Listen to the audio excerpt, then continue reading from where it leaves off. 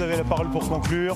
Oui, bien, bonjour à tous, bonjour à toutes. C'est jamais assez de femmes, donc bonjour à toutes d'abord. Bon, ça y est, hier soir, vous l'avez peut-être noté, vous n'étiez pas très nombreux, il n'y avait pas grand monde à l'Assemblée, mais on a enfin voté la loi qui va permettre d'introduire dans le droit français le règlement général pour la protection des données.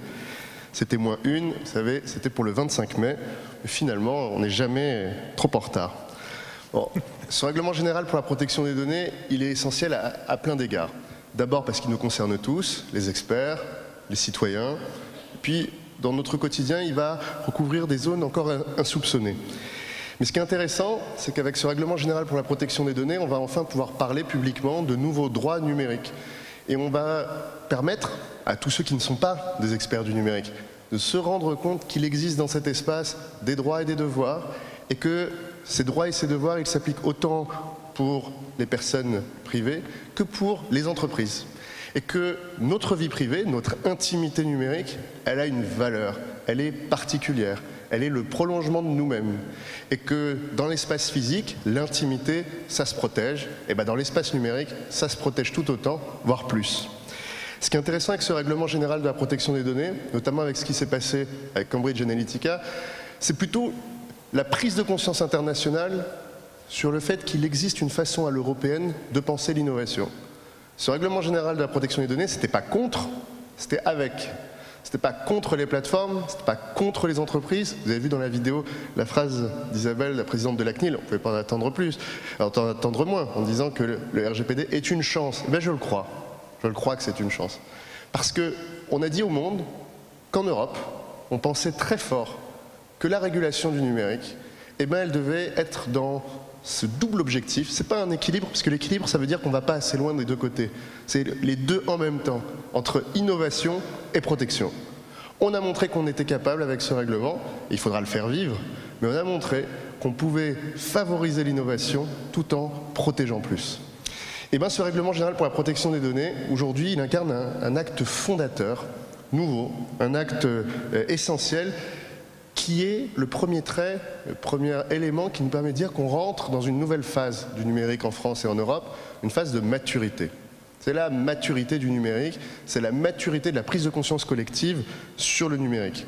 Ce qui était intéressant pendant le débat à l'Assemblée et au Sénat, et les désaccords qu'il y a eu, et les amendements qui ont été posés, et les débats qu'on a eus tous ensemble, c'est qu'on a pu débattre sur des sujets dont on n'avait jamais débattu avant, et où on a montré que le numérique pouvait être aussi, et l'est fondamentalement, profondément politique. On a eu des désaccords, et puis surtout on a eu des questionnements, et des questionnements très précis. Alors évidemment, je regrette qu'il n'y ait pas eu assez de députés et de sénateurs qui se soient impliqués dans le sujet. Évidemment, je regrette l'absence de tout journaliste pendant les débats. Évidemment, je regrette la faible reprise de ces débats dans la société.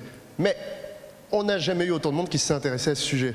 Donc, pour vous tous dans cette salle, et pour certains d'entre vous depuis encore plus longtemps, tous ceux qui sont là depuis 10 ans, 15 ans, 20 ans dans le numérique, on peut quand même reconnaître que ça fait du bien de voir plus de gens parler de nos sujets. Et ouais, ça fait du bien. Mais ce n'est pas encore assez. Ce qui a été intéressant, c'est qu'on a débattu des côtés positifs comme des côtés négatifs de la vie de ces plateformes dans nos vies, de ces grands acteurs du numérique dans nos vies.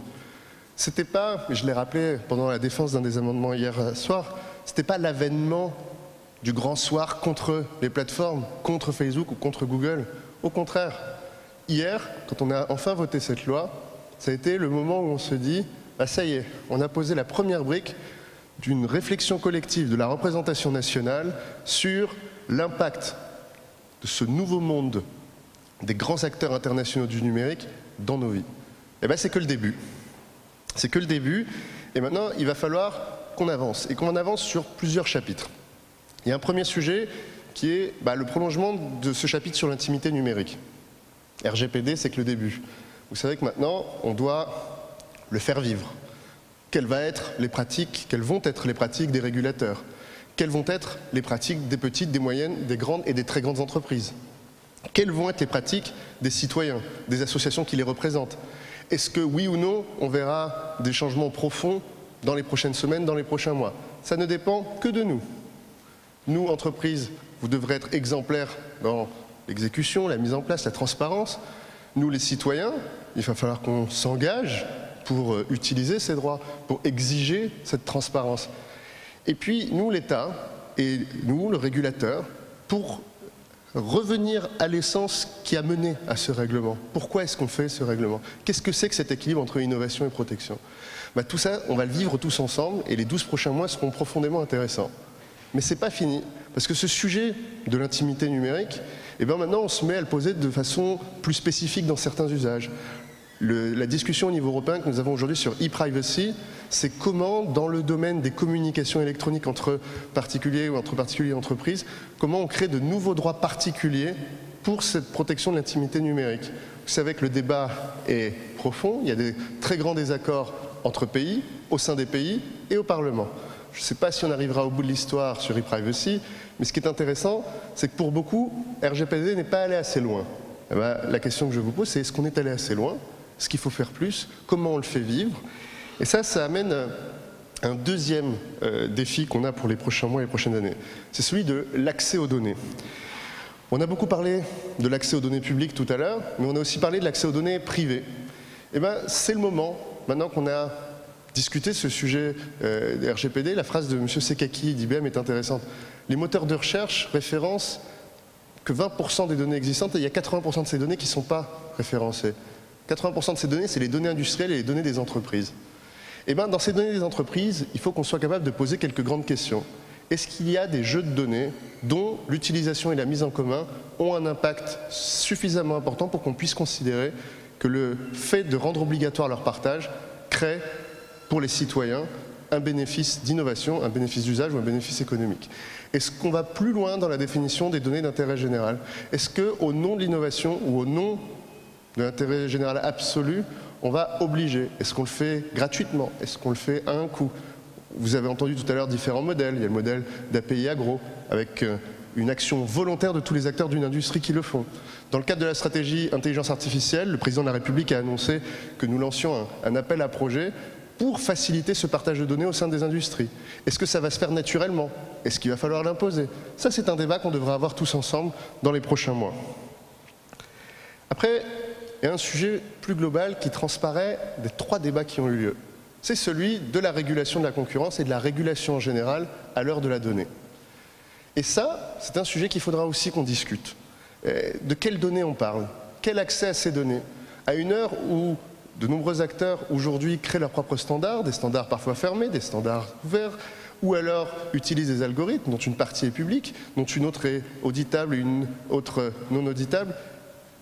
Quel pouvoir veut-on donner aux régulateurs? Quels outils de la transparence veut-on donner aux consommateurs? Quelles obligations on veut créer dans la relation entre certains acteurs et d'autres acteurs? Alors là, il y a aussi l'ouverture d'un nouveau règlement pour la relation entre les plateformes et les PME, pour créer dans la relation un plus grand équilibre. Mais aujourd'hui n'a pas encore été traitée la question de la compatibilité, du format des données, des standards de données et du partage des données.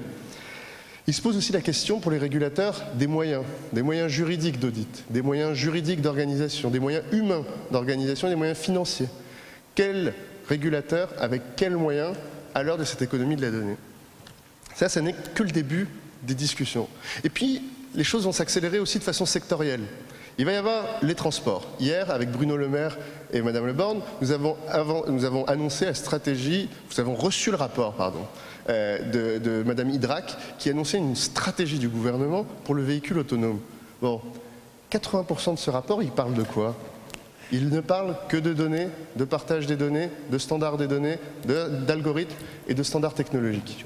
Sur ces sujets, il va falloir qu'on aille très vite. Et la loi d'organisation des mobilités, eh bien, cette loi, elle portera plusieurs éléments qui concernent ces données, et ce sera essentiel. Tout à l'heure, vous en avez parlé, mais ça va être la même chose sur la santé.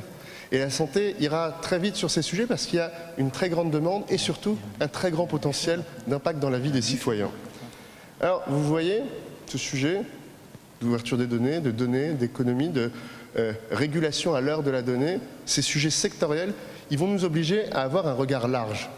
Ils vont nous obliger à avoir une vision commune à chaque fois qu'on va traiter de ces sujets. Parce que le plus grand danger, eh bien, c'est qu'on traite les sujets transport entre experts des transports et qu'on traite les sujets experts de santé entre experts de santé et qu'on n'ait pas une vision commune sur la façon que l'on aura demain, d'organiser notre économie, de protéger notre économie, de protéger nos citoyens, de protéger les consommateurs à l'heure de la donnée. Eh bien, toute cette dynamique, elle ne tient qu'à nous. Et quand je dis nous, c'est les acteurs du privé, les grands, les représentants, le Syntec numérique qui est organisateur, animateur de cette grande communauté autour de ces 3 débats, le gouvernement, le Parlement qui s'est mobilisé sur ces sujets et les citoyens. Et c'est tous ensemble qu'on va être capable de définir quel est notre regard. Mais les sujets, ils sont larges et ils dépassent la régulation de la donnée. Sur les sujets de régulation numérique en général, on a le chantier fiscal, dont vous avez entendu qu'il est très actif.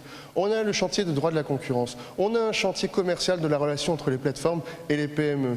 On a le chantier social sur le statut des collaborateurs des plateformes, des collaborateurs occasionnels, des collaborateurs réguliers. Il faudra qu'on apporte des solutions dans les prochaines années. Il y a le statut, il y a la question globale sociale de l'impact sur l'emploi. Est-ce qu'aujourd'hui, on se trouve être dans une organisation où nous avons été capables, entre les représentants des employeurs, l'État, de travailler sur une véritable programmation de la transformation des emplois? Eh bien, pas encore assez et pas encore au bon niveau. Mais ce qui est intéressant, c'est que tout le monde est déjà mobilisé, et particulièrement le Syntec numérique. Et donc, sur ces sujets sociaux, il va falloir qu'on avance. Et puis, il y a les sujets sociétaux. On a parlé tout à l'heure des données personnelles, il y a le volet e-privacy qui arrive, il y a le retrait et la modération des contenus.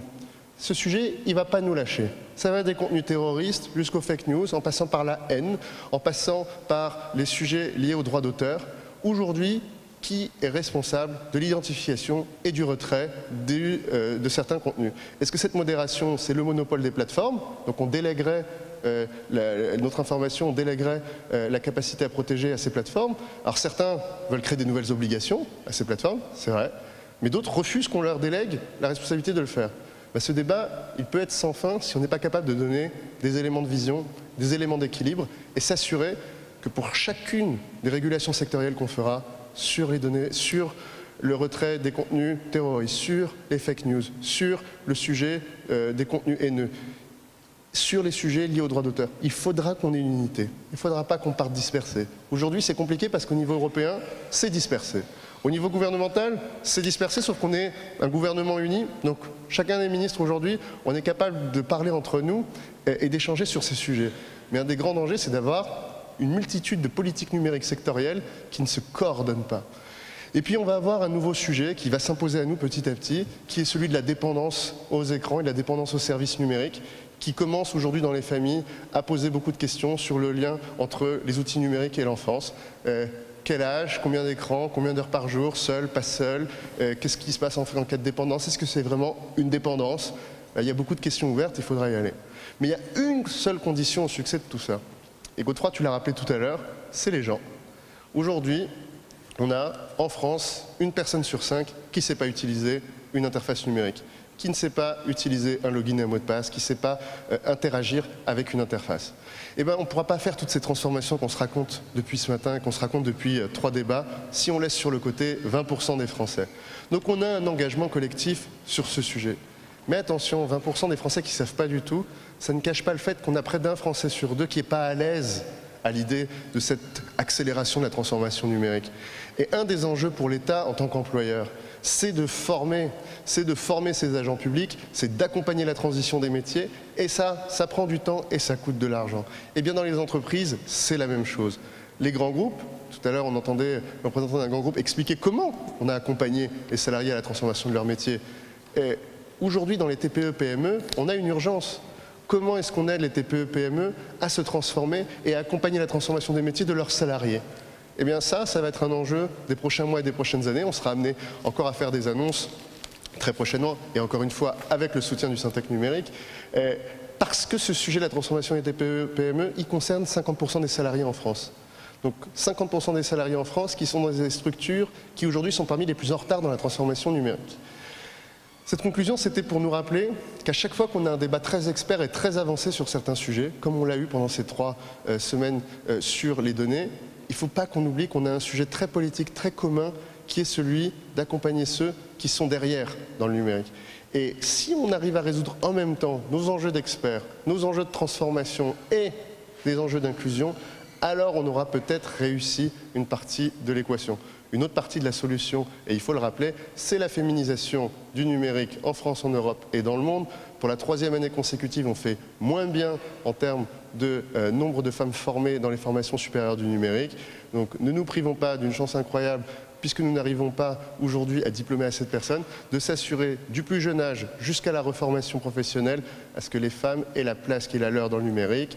Et cet enjeu-là, si on le mène collectivement, sera une très grande partie de la solution. Donc merci à toutes et merci à tous et à très bientôt.